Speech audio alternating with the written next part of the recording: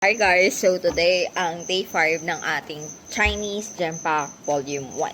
And today, subukan nating kunin ang ating special card sa set na to.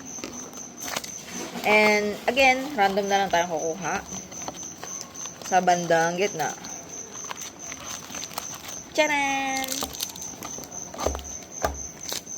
And again, merong paulit-ulit 4 cards sa loob ng isang pack.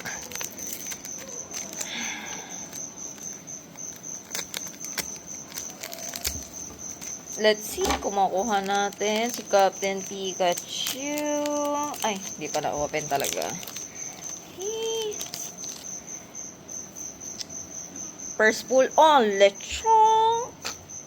Second, Bullpix. Wow! Ngayon ko lang siya ulit nakita.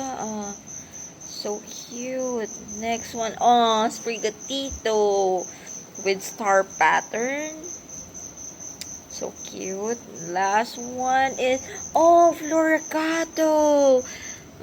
Again, di natin nakuha si Captain Pikachu. But, we'll try again tomorrow. Thank you for watching, guys. Bye!